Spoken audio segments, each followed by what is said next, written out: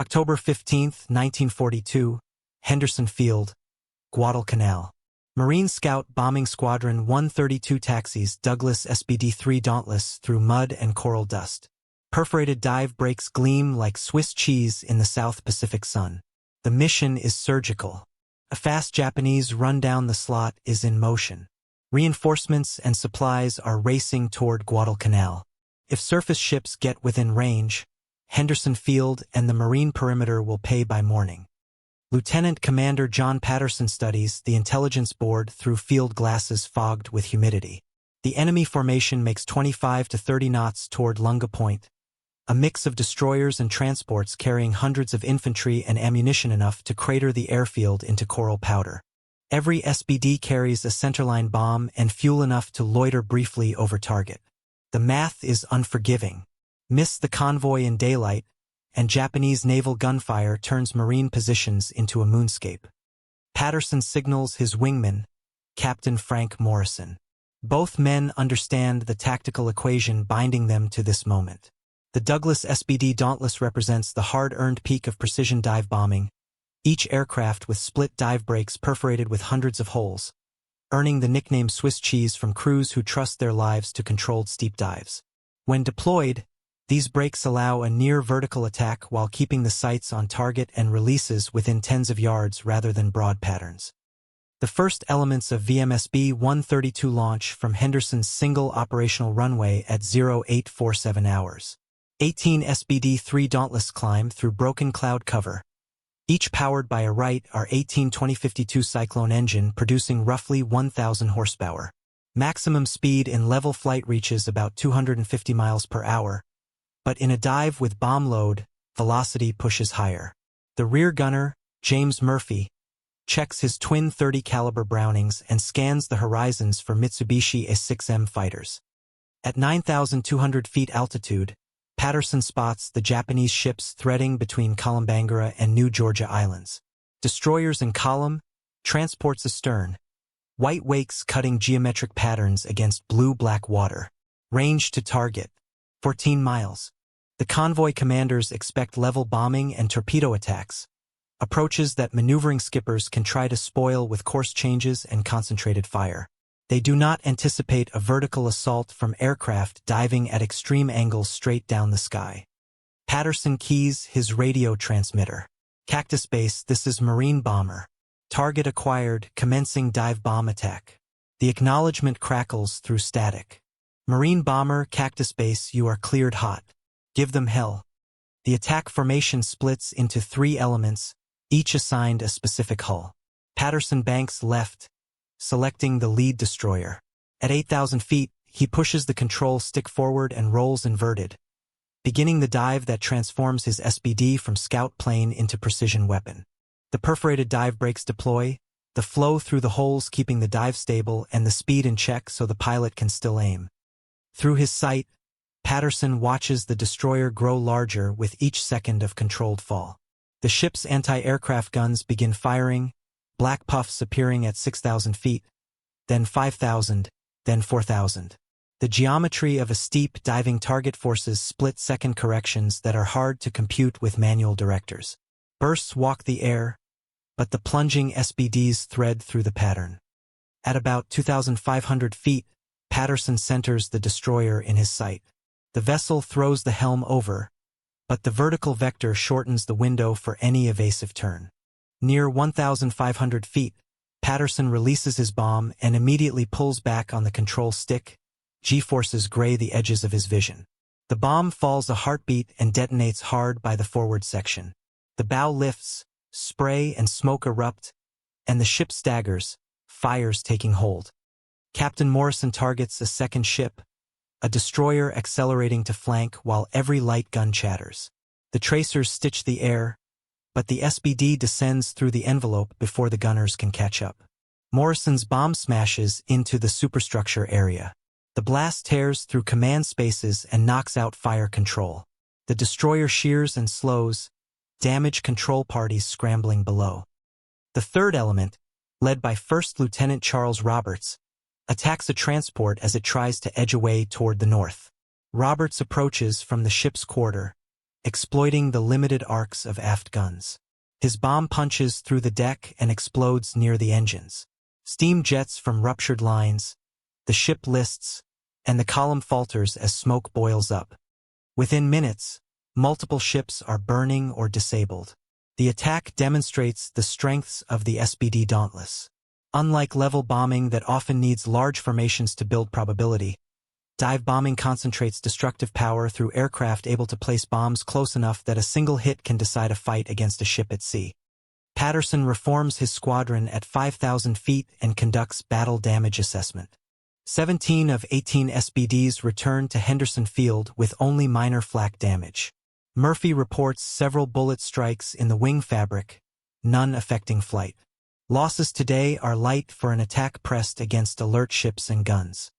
Japanese commanders monitoring reports from Rabaul struggle to reconcile the damage. Broken ships from a small American strike. Hard to accept.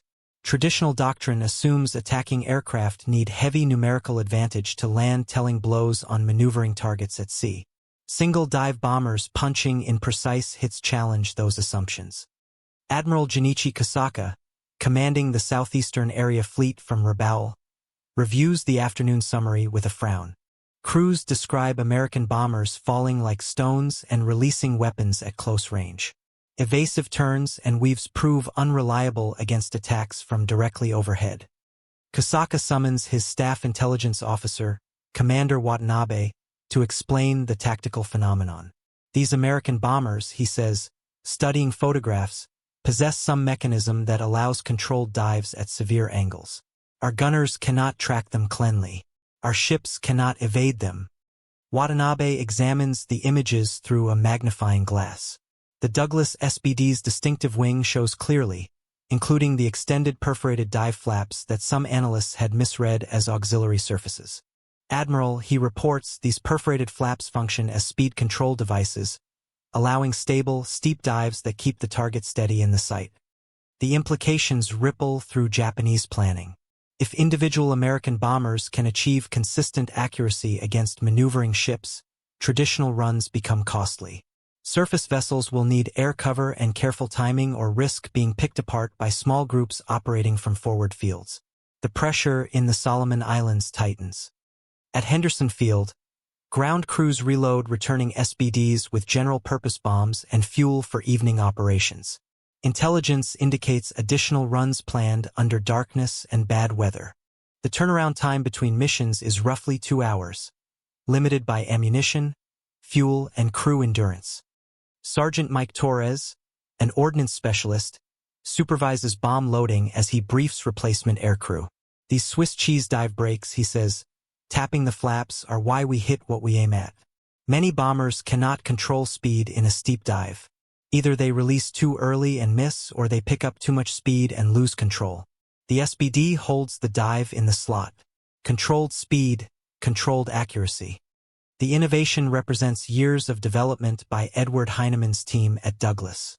The perforated split flaps add drag without dangerous buffeting, letting pilots hold a near vertical flight path long enough to aim and release without overspeeding the airframe. The result is a bomber that, in trained hands, can put a weapon close enough to vital spaces to cripple a ship. Torres locks the centerline shackle with practiced efficiency. Pilots tell me they can put it right where it counts from a few thousand feet in the dive. Yesterday Morrison walked his bomb into the bridge area. Direct hit. That is not luck. That is design and training working together. As evening approaches, SBDs on Henderson prepare for interdiction missions in poor light against Japanese surface forces. Crews adjust for low visibility, lighten bomb loads where needed for range and safety margins, and coordinate with radar-equipped PBY Catalina spotters and Navy torpedo planes. Night action changes the tactics. Steeper dives give way to shallower approaches and careful timing. The precision edge remains in the discipline of the attack. Lieutenant Colonel James Matthews, Henderson Operations Officer, briefs the evening leaders. Intelligence plots 2 more groups heading down the slot. One around midnight, another toward morning. The job is the same. Find them, fix them, and break them up before they reach bombardment range. The briefing reflects the shift underway in the Solomons.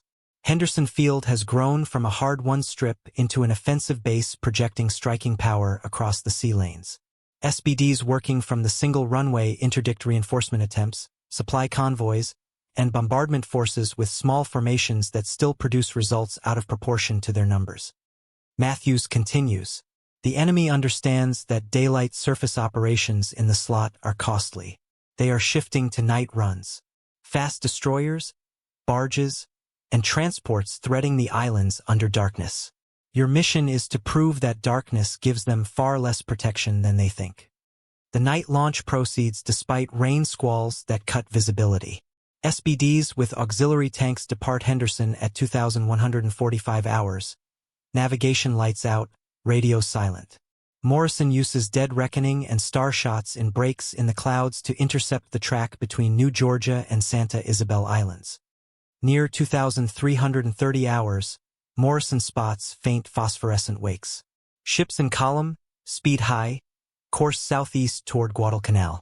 The enemy maintains light discipline, but motion through tropical water draws pale lines that aircraft can read from altitude when the night cooperates. Morrison signals his wingmen by hand and begins the approach. Night dive bombing uses modified techniques. Shallower angles to keep visual contact, delayed releases, and immediate exit from the target area to avoid friendly fire.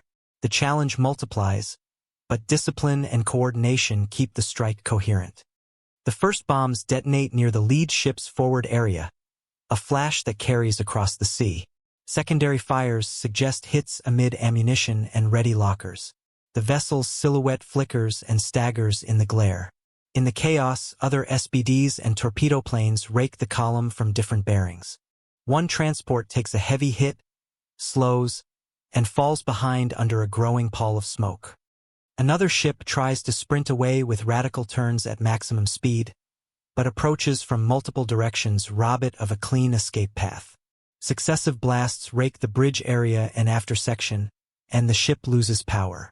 It wallows, then goes dark as crews fight water and flame. The attacks break the timing of the run. By the time the strike group exits, the formation is scattered and delayed. The pattern is set. Henderson-based air disrupts and destroys enough of these runs to bend Japanese plans. Some nights, torpedo planes and PBYs deliver the telling blows. Some days, SBDs punch out a vital ship in one pass. Either way, the cumulative pressure reshapes the calculus in Rabaul and Truk. Admiral Kasaka receives the midnight reports with mounting frustration. Multiple ships damaged or lost in less than a day to small American formations. The convoy mission looks less like a dash and more like a gauntlet. Losses in destroyers and trained crews are hard to replace. Supplies fail to reach troops ashore. Kasaka convenes an emergency staff meeting. These American dive bombers, he says, represent a capability we did not fully account for. Precision attacks by individual aircraft against maneuvering targets challenge our operational assumptions. We must adapt or suspend these runs. His operations officer, Captain Nakamura, reviews the data. The aircraft appear to be Douglas SBD models. Not fast by fighter standards, but built to take steep dives and punishment. Their diving characteristics and accuracy suggest technical choices we have not matched. The discussion reveals a common blind spot. Intelligence estimates had focused on speed and climb while giving less weight to accuracy and ruggedness. The perforated dive brake system, in particular, is an innovation Japanese designers did not replicate in the same way. Nakamura concludes, our anti-aircraft directors struggle with targets diving at very steep angles. The geometry compresses the solution time. New techniques and timing are needed, or we risk losing ships every time they enter these waters. At Henderson Field, dawn reveals drifting slicks and debris fields marking where ships fell out of column during the night. Coast watchers scattered through the islands confirm that no heavy Japanese bombardment reached range before daylight. Henderson remains operational, its single strip launching and recovering strikes that throttle Japanese surface movement. Colonel Matthew Richardson, Henderson commanding officer, compiles the daily summary for transmission to higher headquarters. Marine dive bombers conducted multiple interdiction missions against destroyer-led formations. Results: Several enemy ships confirmed sunk or left burning, others damaged and driven off. Friendly aircraft losses minimal. The SBD's precision dive capability continues to produce results. The numbers represent more than tallies in a log. They demonstrate a combination of technology and tactics that Japanese forces struggle to counter in these waters. The SBD, nicknamed slow but deadly by its pilots, delivers hit rates high enough that small formations matter. Well-led sections bring accuracy that counts when the target is a ship at sea. Richardson adds a recommendation. Deploy additional SBD squadrons to Henderson and push forward with auxiliary strips throughout the Solomons. Current aircraft can interdict surface movement within a few hundred miles of Guadalcanal. Expansion of these operations could deny the enemy large parts of the Solomon Sea. The recommendation reflects an emphasis on aviation as the primary striking arm in this campaign. Henderson shows that forward airfields with the right aircraft can project maritime power that alters sea control, with surface forces supporting and exploiting the air advantage. Technical analyses highlight why. The SBD's perforated dive brakes allow stable, steep dives that make traditional evasive maneuvers less effective. Combined with the right cyclone's reliability and the aircraft's rugged structure and protection, these features deliver a bomber that can take hits, aim in a dive, and come back. Marine aviators at Henderson refine tactics in combat. Formations coordinate to stack aim points and times on target, building redundancy so damage control cannot save a ship between spaced impacts.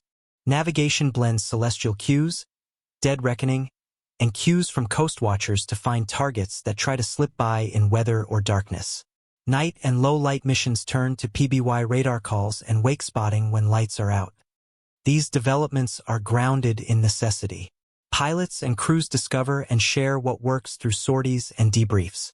The aircraft design gives them the needed stability in the dive, and combat experience sharpens everything else. Captain Morrison compiles a tactical report for Marine Aviation Headquarters. The SBD Dauntless delivers a step change in practical precision at sea. Properly employed, small numbers of aircraft can engage and put decisive hits on ships that once required squadron-sized efforts. Expand training and forward deployment.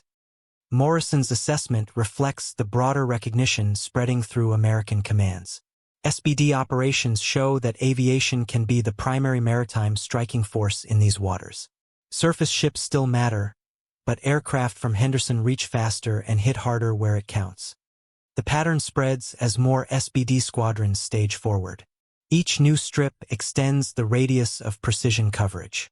Japanese surface forces struggle to move through interlocking zones where a handful of dive bombers can appear and put steel on a vital spot. Japanese commanders seek counters. More guns mean little if the fire control cannot solve the steep geometry in time. Faster runs matter less when aircraft operate within reach of the route. Darkness helps only when weather and chance align. American crews learn to read bioluminescent wakes and shadow shapes, while PBYs and torpedo planes range ahead under blacked-out skies. Admiral Kosaka transmits a sober assessment to combined fleet. American dive bombers operating from Guadalcanal have achieved precision bombing effects that make surface reinforcement in the Central Solomons prohibitively costly. Suspend destroyer reinforcement missions where possible and develop alternate methods. Conventional countermeasures will not close this gap quickly. The message marks a turning point. Japanese surface forces that once drove the night with impunity now face elimination or delay by small numbers of well-handled bombers based a short flight away. The initiative shifts toward American aviation operating from Henderson and an expanding net of forward strips. At Henderson Field, ground crews prep SBDs for the next day. Intelligence points to attempts to shift to submarine deliveries and high-speed aircraft for supply. The tactical contest evolves. The SBD's strengths remain a core answer when a ship shows its wake in daylight. Sergeant Torres supervises loading while he briefs replacements on the bigger picture. These Swiss cheese dive brakes changed the equation. Before, you needed massed formations to hope for a hit on a moving ship. Now a section of SBDs can do the job when they find the target. The Japanese struggle to match this and to defend against it. This superiority represents the payoff from focused American aircraft development in the late 1930s, translated into combat by training and adaptation in 1942. Heinemann's team delivered the controlled diving platform, and crews at Henderson are proving what it can do. By late October 1942, Henderson-based strikes and supporting aircraft have sunk or disabled multiple destroyers and several transports attempting runs to Guadalcanal, and have helped finish off damaged cruisers in the area when circumstances allowed. Daylight surface movement within a few hundred miles of the island grows risky. Night operations do not guarantee safety as American tactics mature. The lesson endures. Technological innovation married to tactical development can deliver decisive advantages that reshape an entire theater. The SBD Dauntless, through its perforated dive brake system and reliable handling in steep dives, shows that individual aircraft, properly employed, can achieve effects once thought to require far larger forces. Henderson Field stands as testament to that change, its single runway supporting operations that altered the balance of power in the Pacific. The Swiss cheese dive brakes that looked like minor technical quirks on the ground became strategic levers in the air, and Japanese forces never found an easy answer.